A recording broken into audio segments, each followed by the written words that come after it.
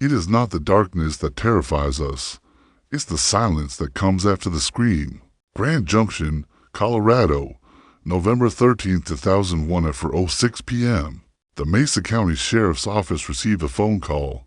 A man's voice, calm, but there was something in the undertone, a rattle of nerves, a kind of blankness. Yes, I just got home. My wife and daughter are missing. The house is... Something's wrong. The dispatcher ran through the checklist.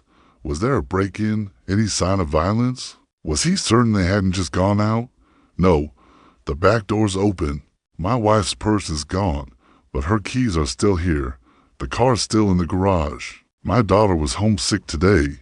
She should have been here with her mom. They're gone. The man's name was Michael Francis Blagg, 41 years old, purchasing manager at Amitech Dixon, a manufacturer for military-grade medical devices. He spoke in clipped sentences, as if giving a report, as if the words were pre-written in his mind. By the time deputies arrived at the house on Rimrock Avenue, a heavy, strange stillness had settled over the suburban cul-de-sac. Neighbors watched from behind curtains. A woman across the street said she hadn't seen Jennifer or Abigail that day, but that wasn't unusual. Jennifer often stayed home. Abigail had been out of school recently with a cold. What was unusual, though, was the open door. What was unusual was the silence. And what lay inside the master bedroom would burn itself into the minds of every investigator who stepped through the Blagg home that evening. The house on Rimrock Arving Wethy House was pristine. White vinyl siding, green shutters, 2 stories, trimmed hedges, a swing set in the back, a Bible verse framed in the entryway, a pot of lavender by the door. Inside, the air smelled faintly of detergent. The kind of house that was always tidy, too tidy. The living room was untouched. The kitchen, nothing out of place. Jennifer's calendar was open on the fridge, her handwriting neat. Abigail's artwork still pinned beside it. Stick figures, flowers, a crooked yellow sun. Her school backpack sat on a hook, untouched. Her shoes were lined up neatly beneath it. Size 12 children's, purple with pink laces. Deputies moved room by room. No sign of a struggle until they reached the master bedroom. The blood beneath it was the mattress that gave it away, pulled slightly askew from the frame. No sheets, no pillows, no comforter, just the bare memory foam, sagging slightly. In the middle dot, and then, beneath it, the stain, dark, wide, soaked into the box spring. Old blood, dried, rust red, but unmistakable. Investigators recoiled. They'd seen blood before: car accidents, suicides, overdoses. But this was not an injury. This was volume. This was finality. Someone had bled out here. Later, luminol. Tests would reveal smears leading toward the closet. A drag mark, faint but present, ending at the back hallway. Jennifer was not in the house, but she had died here. That was certain. Jennifer and Abigail Jennifer Lohman Blagg was 34 years old, a devoted wife, a mother, a Christian. She had met Michael through a church singles retreat in Florida. He was older, quiet, conservative, steady. They had married quickly. Abigail came 2 years later. Jennifer had once been a respiratory therapist, but she'd given it up to be a full-time mother. The Blaggs were active in their local church. Michael sometimes led Bible study. Jennifer volunteered with the women's group. Abigail, small and often shy, was in Sunday school, where she liked to color and sing, never too loudly, always. A step behind the other kids. By all outward appearances, they were a model family. So when Jennifer and Abigail vanished, Grand Junction was stunned. They weren't the kind of people who disappeared. The time when Mitchell Blagg said he had left the house at 6 a.m. for work. He kissed his wife goodbye. He said Abigail was in bed, homesick with a cold. Jennifer was going to keep her out of school that day. He said he'd called around 10 a.m., but no one picked up. When he came home at 4 p.m., the house was empty. He said it felt wrong. Immediately, that's when he called 911. At first, Investigators believed him. His story made sense until the forensics came in. The quiet man Michael was clean, neat, presentable. Pressed shirt, wedding band on, eyes forward. He answered every question, never raised his voice. But the bedroom told another story. There was no forced entry, no broken windows, no sign of an intruder, no valuables missing. Yet Jennifer's side of the bed was drenched in blood. She hadn't fought. She hadn't moved. She had died in her sleep. It wasn't a robbery. It wasn't random. It was something worse. It was personal. The missing child, and then there was Abigail. She was gone. No blood. No sign of struggle. No trail. Had she run? Had she been taken? If she witnessed something, surely she would have screamed, run to a neighbor, hid. But there was no sign. Her bed was made. Her toothbrush was still wet. Mr. Wiggles, her stuffed bear, was missing. Michael said she never went anywhere without it. The implication was chilling. If someone had taken the bear, they had taken her to media. Stormed next morning, the story broke. Mother and child missing, foul play suspected. Jennifer's face appeared on TV screens. Abigail's school photo, too, a toothy grin, bright eyes, pigtails, within 48 hours. Their images were on national news. Michael gave interviews. He wept. He asked for prayers. He begged the public for help. But the more he spoke, the more doubts began to grow. He was too calm, too calculated. And under pressure, his answers began to change. He had deleted emails. He had cleaned parts of the garage. He had washed laundry, including the bedding. Before police arrived, the picture began to fracture. Cracks in the mirror. Neighbors recalled Jennifer seeming withdrawn in recent months. A friend from church said she had confided that her marriage wasn't perfect, that Michael could be demanding, controlling. Others mentioned raised voices, closed blinds, and one neighbor swore she heard a scream, muffled, brief. In the early hours of November 13, no one called the police. Now they wished they had. The search for Abigail Search teams scoured the surrounding countryside. Volunteers, police, cadaver dogs, helicopters. They combed the ravines, the reservoirs, the hiking trails. Nothing. It was as if the earth had swallowed her whole. Investigators began to lose hope. There were no ransom demands, no evidence of kidnapping, no proof she was alive. Only silence. The graves of June 25th, 2002. 7 months later, a construction worker at the Mesa County landfill saw something odd sticking out of a pile of compacted trash, a floral comforter, wrapped around something heavy. They called the police. When the bundle was unwrapped, the smell hit first, then the truth. Jennifer Blagg had been found. Her body had been placed in the family's bedding, loaded into a trash bin, and dumped. Shot once in the face, close range, execution style. The autopsy confirmed what investigators already suspected. She had been killed in her sleep. And thrown away like garbage. Abigail's body was never found. Monsters don't always hide in the dark. Sometimes they kiss you goodnight.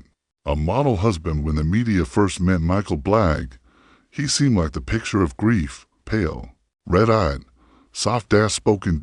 He spoke often about his girls, about Jennifer's love for gardening, about Abigail's laugh, her missing front teeth, her favorite bedtime story, the Velveteen Rabbit. His interviews always circled back to prayer, faith, forgiveness. I know God has a plan. I just don't understand it yet. But the detectives who interviewed him saw something else. A man far too prepared, far too polished. He never misspoke, never lost his composure. And there was something almost theatrical in his grief, like he was auditioning for the role of devastated father, like he had practiced the lines. And soon, cracks began to show. The surveillance footage detectives began to look into Michael's movements. They pulled footage from Amatec Dixon's parking lot. 6 a.m. Michael arrives. Normal. He's in his burgundy minivan, parked near the back. Then they notice something strange. Around 6:40 a.m., he leaves the building. Gone for over an hour. When he returns at 7:45, he looks different. There's sweat on his collar. His shirt's untucked. His hands trembling. When questioned, Michael said he'd driven to get breakfast, but he couldn't produce a receipt, and no one at the fast food joint remembered seeing him. Why would a man, supposedly at work all day, take an unaccounted detour on the morning his wife and daughter vanished? The answer, investigators feared, was simple. He wasn't buying breakfast. He was dumping a body. The deleted forensic sweep of the Blagg family computer revealed something disturbing.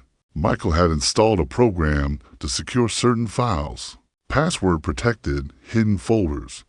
But nothing stays hidden forever. Once cracked, the contents were revealing. He had visited hundreds of pornographic websites, but not just pornography. There were repeated visits to websites featuring non-consensual acts, including simulated abduction scenarios. At worst, there were saved images of child exploitation material. Thousands of them. Michael claimed ignorance, said it must have been malware, that he had no idea those files were there, but the download history told a different story. It wasn't just passive viewing, it was intentional collection. The implications were sickening. That they raised a dark possibility no one wanted to say out loud. Had Abigail seen something? Had she become inconvenient? The happy marriage's detectives interviewed friends, family, co-workers, and neighbors. A more troubling portrait began to form. Michael wasn't the perfect husband. He was controlling, rigid, distant. Jennifer's friend at church recalled her saying Michael disapproved of nearly everything she did. What she wore, how she raised Abigail, how often she called her sister. Another friend mentioned bruises once. Jennifer had brushed it off, said she bumped into the fridge. Their pastor recalled a counseling session Jennifer had wept. Michael hadn't said a word. The counselor had gently suggested more sessions. Michael refused. At home, Jennifer had become quiet, withdrawn, afraid. She once told her sister, "Sometimes I feel like I'm just a possession now." The investigators believed she might have been right. A murderer's pattern. Michael's behavior after the disappearance became more erratic. 1 week after Jennifer's body was found, police observed him sitting alone in the backyard, hands folded, rocking slowly. He was talking to someone, but no one was there. Another time, they caught him walking Abigail's school path, back and forth, back and forth. He stood outside the playground fence for an hour. When approached, he smiled, but his eyes looked empty. And at night, according to neighbors, the lights in the house stayed on until dawn. He was afraid of the dark, or what might come for him in it. The rest in July 17, 2002, 8 months after Jennifer's murder and Abigail's disappearance. Michael Blagg was arrested at his sister's home in Georgia. He did not resist. When they cuffed him, he whispered one word, finally, in his confession, if it can be called that. Michael admitted only to disposing of Jennifer's body. He claimed it was an accident, that they'd argued, that she'd lunged at him, that the gun had gone off. He claimed he panicked, said he wrapped her body, drove it to the dumpster behind his work, and tried to forget. He denied killing Abigail, said he believed she'd been abducted, but when asked why she was never found, he said, maybe she ran, maybe she was taken.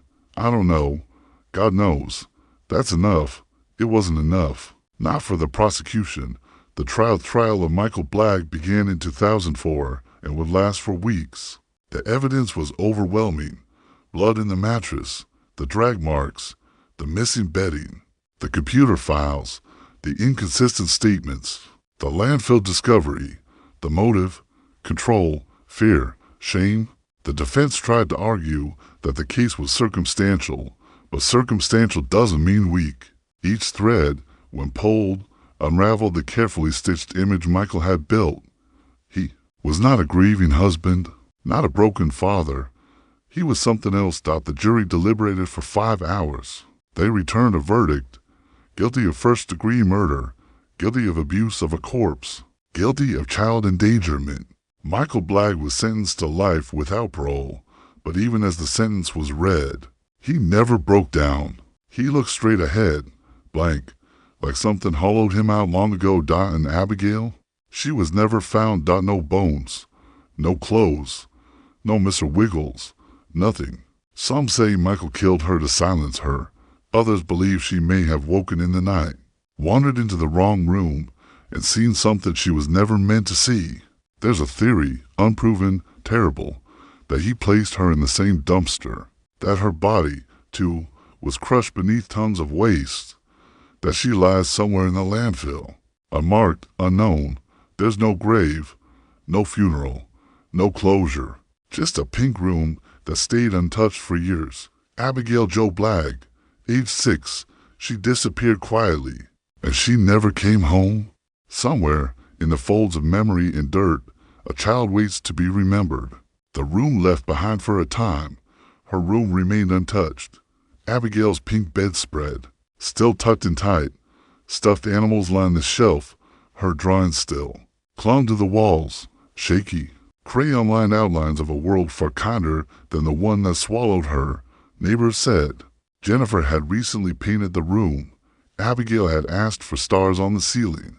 Glow-in-the-dark constellations. They were still there, scattered across the plaster like a sky frozen in time. Even after everything else was stripped from the house, even after the furniture was auctioned off and the carpets torn out, that ceiling remained, and the stars still glowed, a soft reminder of a child who should have been beneath them. The search that never ended after Michael's conviction, the headlines faded, but some never stopped searching. Volunteers combed through the Mesa County landfill. Some brought dogs, others brought faith. They found nothing. No bones, no buttons, no trace of the little girl who vanished like smoke. One retired officer, Detective Ron Bailey, continued working the case unofficially for years. I've had dreams, he once told a journalist. I see her standing at the edge of a field, always just out of reach, always quiet. He kept a photo of Abigail in his desk drawer until the day he died. The community's grief Grand Junction never quite healed. They held vigils each year on November 13th, the day the family vanished. Candles lined the park. A children's choir sang softly, voices cracking with the weight of memory. Some years, there were teddy bears tied to trees. Others, drawings from children who never met her. The city installed a memorial plaque in the elementary school she would have attended, in memory of Abigail Jo Blagg, a bright light we'll never forget. But the desk that would have been hers stayed empty. Her name was never read at graduation. And so, the grief settled like fog, permanent and quiet. What if Abigail would be in her 20s now? Maybe she'd have loved art like her mom, or science like her dad once claimed. Would she have gone to prom? Would she have gotten braces, fallen in love, gone to college? All the maybes hung in the air, suspended like dust in a sunlit room. There were no answers, only theories. Some hoped, irrationally, that Michael hadn't killed her, that he'd sold her, that she'd grown up elsewhere, unaware of who she once was. But those were fantasies, born from desperation, and the truth, no matter how painful, was likely simpler. She never left that house alive. The silence that speaks. Michael never confessed to killing Abigail. Not once, not directly, even behind bars. During a brief retrial motion in 2014, he maintained his stance. I didn't kill my daughter. I miss her every day. But his voice, as always, lacked weight. As if reading from a script, inmates at his facility reported that Michael rarely spoke. He spent his days reading scripture, pacing and staring at the wall. They called him the ghost, not because of his crime, but because he seemed like someone already dead. No visits, no letters, no redemption arc. Just silence, like the kind Abigail left behind. Legacy of a whisper. Some stories end with justice, some with resolution. This one ends with absence, a girl whose name fades from headlines, whose smile lingers only in a handful of photographs, a mother buried quietly, far from where she last stood, and a father whose truth, or lack of it, will die with him. What remains is the echo, a missing poster still archived online. A cold case that isn't cold, but frozen, a name spoken, only in hushed tones by those old enough to remember. Abigail Jo Blagg. She was 6. She loved bunnies and blue popsicles, and one night, she simply disappeared. She became a symbol, not of tragedy, but of the weight of the unsaid, of how evil often comes dressed in calm voices and clean shirts, how monsters live next door, and how silence is its own kind of violence. And then what? There is no final twist. No long-lost letter, no hidden diary, no miraculous reappearance. Only this, a grave for Jennifer, a cell for Michael, and for Abigail, only memories. No one can say with certainty where she lies, but maybe, somewhere out there, a patch of earth holds her quietly, and maybe, just maybe, the stars still glow above her, like the ceiling she once slept beneath, still waiting for a good night that never came. The cold morning of July 16, 2002, began like any other in Mesa County. The sky was a blanket of indifferent gray. Farmers along the outskirts of Grand Junction stirred in their homes with coffee, cups in hand, unaware that just a few miles away, beneath a buzzing cloud of flies, the past was about to claw its way to the surface. At approximately 10:40 a.m., a bulldozer operator at the Mesa County landfill slowed his machine. The claw had struck something not quite trash, not quite earth. Beneath layers of decaying garbage bags, rotten wood, and discarded tires, a dark green plastic object protruded from the refuse. It looked like the kind of container used for camping or military storage, sealed tight, heavy, and unnaturally clean for something buried under 6 feet of waste. He stepped out. The stench was unbearable, even for someone used to landfill air. But something about the container chilled him. It wasn't the smell, it was the silence around it. The flies had abandoned their buzz. The wind had stopped blowing. He radioed his supervisor. Within the hour, yellow tape bloomed around the site like weeds. The coroner would later say the body had been there for months. Jennifer Blagg was still wearing the same clothes she had been last seen in, or, more precisely, last not seen in, a casual sweater and jeans, though now soaked with dark decomposition fluids and slime from the landfill's innards. Her skull bore blunt force trauma, and duct tape was wrapped around her head, not as a binding, but as a grim gag. Her wedding ring, surprisingly, was still on her finger.